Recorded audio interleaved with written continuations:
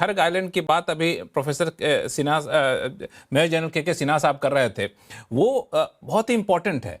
90% crude oil उसका Iran का वहीं से निकलता है, और उस खर्ग आइलैंड के इंफ्रास्ट्रक्चर को अगर आप ध्वस्त कर देते हैं, हालांकि अभी तक खबर ये आ रही थी कि सिर्फ हम सैन्य ठिकानों को ध्वस्त किए हैं, उस इंफ्रास्ट्रक्चर को अगर आप ध्वस्त कर देते हैं तो ध्वस्त करने के बाद, युद्ध रुक जाने के बाद भी पूरे ग्लोबल सप्लाई चेन जो क्रूड ऑयल का, वो तो बड़ा लंबे समय तक ऐसे ही अधर लटका रहेगा। देखिए, अगर जो खर्ग आइलैंड है वहां पे 90% एक्सपोर्ट हब है। ईरान का 90% तेल वहां से जाता है, और ज्यादातर हाँ। तेल वो आपको पता ही है चाइना जाता है। अच्छा, खर्ग आइलैंड में क्या है, उसके आसपास का जो समंदर है वो थोड़ा गहरा है, तो जो बड़े टैंकर्स होते हैं उनको वहां एंकर वो करना वहां लग आसानी जाते हैं। होता है। तो वहां वो आसानी से लग जाते हैं। बाकी कई ऐसी जगह हैं जो कोस्ट, जो उनकी कोस्ट हैगी पर्शियन गल्फ की, कि उसमें जो है वो बड़े टैंकर जैसे यूएलसीसीज हैं, वीएलसीसीज हैं, खासतौर से यूएलसीसी अल्ट्रा लार्ज क्रूड कैरियर्स, उनको वहां दिक्कत होती है। तो इसलिए तो 90% उनका जो एक्सपोर्ट हब है वो है। और अगर वो उसको, अगर अमेरिका और इसराइल टारगेट करते हैं, इसका मतलब ये है उनकी नीयत फिर तो साफ है।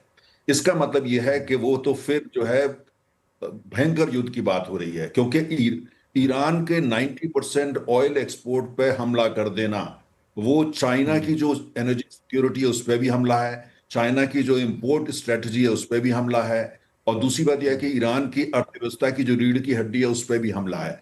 अगर उसने, आपने अभी तक वहां हमला नहीं बोला है, वहां हमले का मतलब यह है कि अब आपने तय कर लिया, अब पीछे जाने का कोई रास्ता नहीं है, अब तो आगे ही जाना है। जैसे ही अगर जो है ये हमला एक्सपोर्ट हब पे करते हैं, खड़ग आइलैंड पे, ईरान का जो जवाब होगा वो ये होगा, जो एक्सपोर्ट इंफ्रास्ट्रक्चर है उनके आसपास की जो किंगडम्स हैं, जो जो जिनको अमेरिका जो है काफी हद तक प्रोटेक्ट करता है, वो सीधा उन पे हमला बोलेंगे। इसका मतलब ये हुआ कि ईरान का तेल जो है बाजार से वो तो गायब होगा ही होगा, लेकिन बाकी जो इंफ्रास्ट्रक्चर है वो गायब होगा। तो इसका मतलब ये हो गया कि हम लोग 20% की बात करते हैं कि 20% का आवागमन, और लगभग 20% एलएनजी, और 30% फर्टिलाइजर, और हीलियम तो है ही है।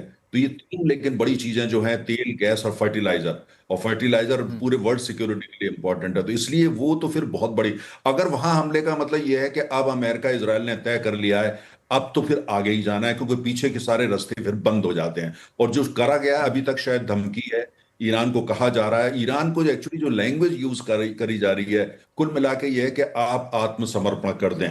और ये जो लैंग्वेज है, जहां तक ईरान की थोड़ी बहुत समझ है, और मैं जितनी दफे गया हूं, इस तरह की लैंग्वेज वहां के लोग जो हैं उसको बिल्कुल अप्रिशिएट नहीं करते हैं। दूसरी बात यह है, क्विकली मैं एक बात और कहूंगा। देखिए, जब बात हो जी। रही है कि दुनिया के सारे, ब्रिक्स जो है, ब्रिक्स का भारत भी मेंबर है, ब्रिक्स का चाइना भी मेंबर है, ब्रिक्स का रशिया भी मेंबर है, और ईरान भी मेंबर है। और ब्रिक्स की जो इस समय जो अध्यक्षता वो भारत के पास है ना। उसके बावजूद आपने देखा कि जब तक की सहमति ना हो भारत में और चीन में खास तौर से, तो ब्रिक्स की तरफ से कुछ नहीं बयान आएगा। और आज की तारीख में अगर वर्ल्ड का जीडीपी उठा करके देखते हैं, तो ब्रिक्स की जो हिस्सेदारी है वो G7 से के बराबर है, अगर बड़ी नहीं है उससे ज्यादा। तो उसके बाद ब्रिक्स की खामोशी, एससीओ जो, जिसको चाइना में एंकर करता है, वहां से भी कोई बड़ी आवाज नहीं आ रही। G20, वहां से भी किसी तरह की आवाज नहीं आ रही। इसलिए जो है सब, एक इसके दो मतलब है। एक तो ये है कि लोगों को लगता है ट्रंप साहब से बात करने का कोई फायदा नहीं, वो वही करेंगे जो उन्होंने करना है। दूसरी तरफ कहीं ना कहीं जो है इस बात को लेकर के फ्रस्ट्रेशन है कि ये सब कुछ जो हो रहा है, उन्होंने कोशिश करी और किसी चीज का जवाब एंगेजमेंट में ना। अब एक मैं आखिरी लाइन बोलता हूं, अगर मध्यस्थता करनी थी, तो मध्यस्थता के लिए आपको वही देश मिला है जिसकी अर्थव्यवस्था है नहीं, जिसकी वर्ल्ड में कोई छवि नहीं है, कि ना तो कोई हैसियत है दुनिया के अंदर, खुद अपने अवाम के अंदर उस देश की कोई हैसियत नहीं। मैं पाकिस्तान की बात करूं, वो मध्यस्थता करेंगे, वो पाकिस्तान नहीं, क्या आप करेंगे? अपने शुरू से ही इस पूरे वॉर को एक गलत डायरेक्शन में लेके चले गए। एक तो मध्यस्थता करने के लिए आपने पाकिस्तान को चुन लिया। जब मध्यस्थता की बात आई तो मध्यस्थता के लिए एक माहौल बनाना होता है कि आप थोड़े से हमले कम कर देंगे, अपने बातचीत, अपने लैंग्वेज को थोड़ा नरम कर देंगे, ताकि सामने वाले को आपके ऊपर भरोसा रहे। एक तरफ हमला करते जा रहे हैं, अपने सेना भेजते जा रहे हैं, दूसरी तरफ कह रहे हैं, उल जुल बयान दे रहे हैं, फिर कहते हैं कि आप मध्यस्थता कर लो जी, आप समझौता कर लो। तो समझौता नहीं होता, एक तरह से सरेंडर करने के लिए दबाव डाल रहे हैं। और आपने बड़ा सही कहा कि अगर वो खर्ग आइलैंड। एक लाइन बोल दूं। हाँ। 27 फरवरी को ओमान के विदेश मंत्री ने कहा कि समझौता हो गया है। ईरान और अमेरिका न्यूक्लियर डील को लेके समझौता हो चुका है। ओमान के विदेश मंत्री ने यह वक्तव्य दिया, प्रेस टेलीविजन पे वक्तव्य दिया 28 तारीख को, जबकि सहमति हो गई। ओमान के विदेश मंत्री बोल रहे हैं 28 तारीख को आपने हमला बोल दिया ईरान के ऊपर, तो कौन मीडिएट करेगा उनके साथ?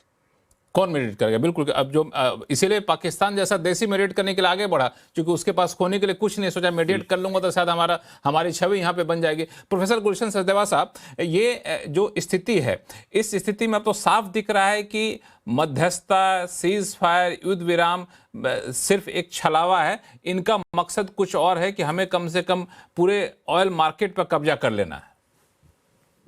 नहीं, उनका मकसद कुछ भी रहे, लेकिन बात यह है कि क्योंकि इसका जो असर पड़ रहा है वो सबके ऊपर पड़ रहा है, सब और जिस तरह का माहौल बिगड़ा है उसका असर भी सबके ऊपर पड़ रहा है। जैसे आप सभी ने कहा कि खामोश रहने से कुछ होने वाला नहीं है। आप कितना भी कुछ कर लीजिए, आप ट्रंप साहब को खुश नहीं कर सकते हैं। तनेजा साहब ने बिल्कुल सही कहा, हमारे पास ब्रिक्स की प्रेसिडेंसी है, हमारी उसके इसका मतलब ये भी है कि हमारी कुछ रिस्पॉन्सिबिलिटी भी है। ये बात सही है कि उसके अंदर भी एक मत होना इतना आसान नहीं है, क्योंकि उसके अंदर सऊदी अरेबिया भी है, उसके अंदर यूएई भी है, उनके ऊपर ईरान ने हमले किए हैं, तो हो सकता है उनको किसी बात से हिचकिचाहट हो, लेकिन एज ए चेयर इंडिया उसके अंदर कोई ना कोई अपना स्टेटमेंट दे सकता है, अपनी एक बड़ी भूमिका उसके अंदर निभा सकता है। और भारत का, और इसके अंदर एक पूरी बातचीत में हमने एक बात शायद मिस कर दी, हम सिर्फ बात कर रहे हैं अमेरिका की इसके अंदर और ईरान की, लेकिन एक बहुत बड़ा महत्वपूर्ण जो इसके अंदर जो एक एक्टर है वो इजराइल है।